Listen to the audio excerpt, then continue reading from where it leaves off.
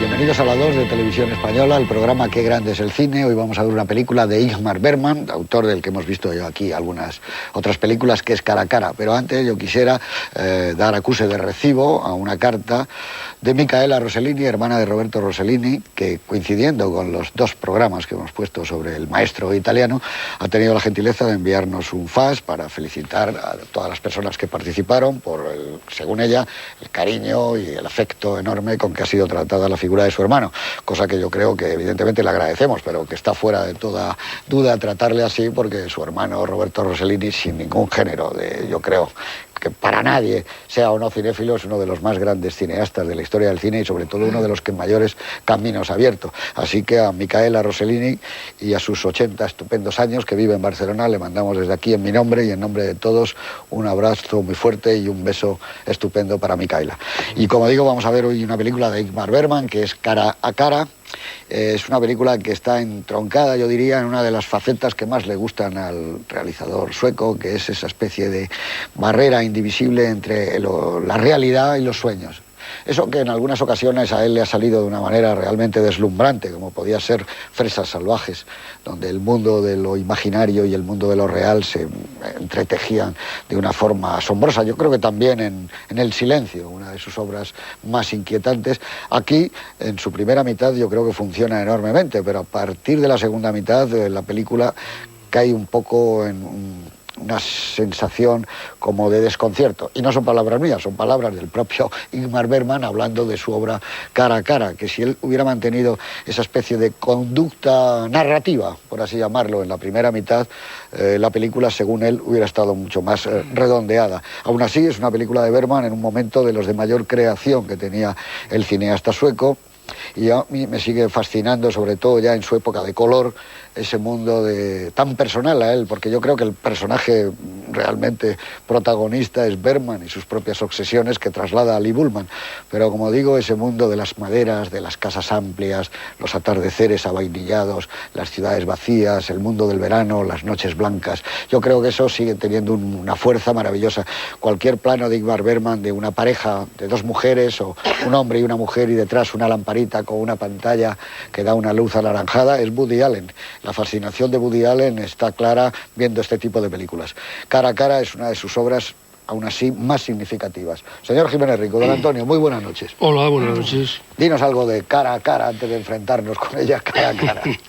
Bueno, pues que si yo digo alguna vez, y alguna vez lo he dicho aquí, que una película es un producto manufacturado de la industria del entretenimiento, en el caso de Cara a cara habría que decir de la industria del entretenimiento inteligente. Porque Cara a cara, como casi todas las películas de Bergman, es una historia adulta que ocurre a personajes adultos, civilizados, intelectuales, que parecen tenerlo todo y que en un momento determinado de la historia descubren que están absolutamente vacíos. No cabe duda que es una película para espectadores, no me atrevo a decir que inteligentes, pero por lo menos sensibles y adultos. En ningún momento es una película ni divertida ni juvenil. Es una película sobre seres civilizados y seres, repito la palabra adulto porque es la que me parece que encaja mejor. En el fondo, esta película, como muchas de Bergman, lo que trata es de la mujer enfrentada a su propio vacío interior. Yo creo que es una película que es la cumbre del intimismo cinematográfico, que llegó a afectar, lo confesó ella misma, seriamente a la salud mental de Liv Ullmann, que se metió de tal forma en el personaje que sufrió las consecuencias de este meterse hasta la esencia en este personaje. Yo creo que es un film terapia, trasunto inequívoco de lo que le pasa al propio Bergman, como tú has dicho, y ahí están un poco todos los temas suyos: la muerte, el fantasma del pasado, la incomunicación, la soledad, el sentimiento de culpa, la responsabilidad de los lazos familiares, la incertidumbre de la existencia, pero todo hecho con una sabiduría y a mí me parece que con una enorme inteligencia. Yo, para terminar, diría que si cuando Bergman hizo esta película no existiera el primer plano, Ingmar Bergman tendría que haberlo inventado, porque sin el primer plano esta película no se entiende. Y yo me atrevo a decir que si no hubiera existido Liv Ullmann, también tendría que habérsela inventado. Muchas gracias. Las 1000 caras de Liv Ullmann, más que cara a cara podía ser. Beatriz Pérez Aranda, buenas noches. Buenas noches. Háblanos algo de la película y del personaje femenino, que es la película también. Sin duda, es la esencia de la película, pues es una película en la que los espectadores van a ver a Bergman en estado puro. La línea argumental de la mayor parte de su carrera es al final la realidad interpretada por los sueños y también las pesadillas, los trastornos del mundo onírico. Aquí vamos a ver a una mujer, en este caso es una mujer que está empeñada en convivir con sus fantasmas.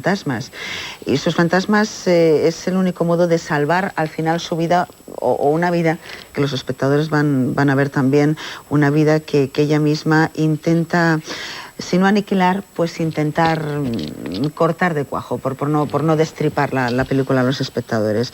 Desde el punto de vista cinematográfico, los ambientes que van a ver pues son los ambientes que llegan a ser claustrofóbicos. En el caso de Bergman, es esa fotografía que está muy bien enmarcada, esa parsimonia, en cierto modo, que a veces le puede resultar incluso un poco difícil de llevar al espectador, pero que al final es esa inteligencia y esa esencia pura de Bergman, que también de la que hablaba Antonio. Durante toda su carrera Bergman se ha empeñado en entender la psicología de la mujer y sobre todo una psicología de un mundo femenino que a veces pues es más complicado, yo lo reconozco como mujer, es más complicado de entender, sobre todo pues esta mujer en este caso que se enfrenta a esos fantasmas y que, bueno, pues es una mujer que pasa por la traumática experiencia de una agresión masculina. Sigo sin querer desvelar y destripar la película.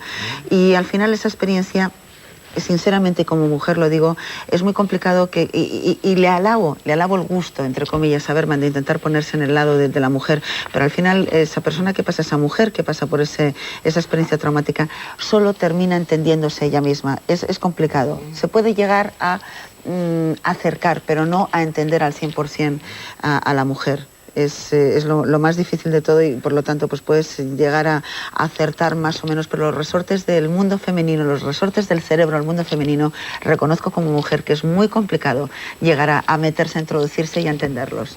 Muchas gracias. Señor Lamet, buenas noches. Nada, ¿Tan complicada Liv Ullmann y la mujer? Muy complicada. Esta noche va a suceder algo sorprendente, que voy a estar de acuerdo contigo. Voy a estar de acuerdo contigo porque estoy al 100% con lo que has dicho, cuando a mí realmente lo que me gusta es estar de acuerdo con Beatriz, pero voy a estar de acuerdo contigo. Mira, Jean Renoir decía, o dijo en una ocasión, que no se puede mandar sobre la calidad y que involuntariamente un autor hace una obra maestra. Ingmar Bergman es un genio, sin duda, de ninguna clase. Pero la película de esta noche, a mi juicio, es el acto fallido de un genio. Bien. Y no solo a mi juicio, tú has mencionado al propio Bergman y yo me he tomado la molestia de elegir un párrafo de lo que dice sobre esta película y tú me vas a permitir que lo lea, porque es absolutamente agudo. Y en el fondo, como a mí me gusta, muy autocrítico, pero muy poco lúcido, es curioso, sobre su propia obra. Él dice, cara a cara iba a ser una película sobre sueños y realidad. Los sueños debían convertirse en realidad palpable, la realidad debía diluirse y convertirse en sueño. Unas pocas veces he conseguido moverme entre sueño y realidad sin esfuerzo, lo que tú has dicho. Persona, noche de circo, el silencio, grito y susurro. Esta vez me fue muy difícil. El empeño exigía una inspiración que me falló. Hay alguna que otra escena sólida y Liv Ullmann luchó como un león. Es curioso, Beatriz, dice como un león, no dice como una leona. Esto me ha llamado muchísimo la atención y volveré sobre ello. Gracias a su fuerza y a su talento, la película se tiene en pie. El agotamiento artístico me hacía muecas a través de un tenue entramado.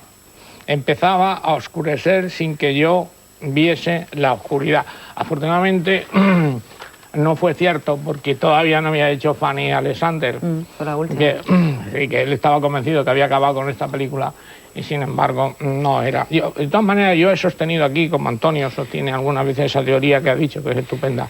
Yo he sostenido muchas veces que cualquier película es interesante porque es la mirada del que la ve.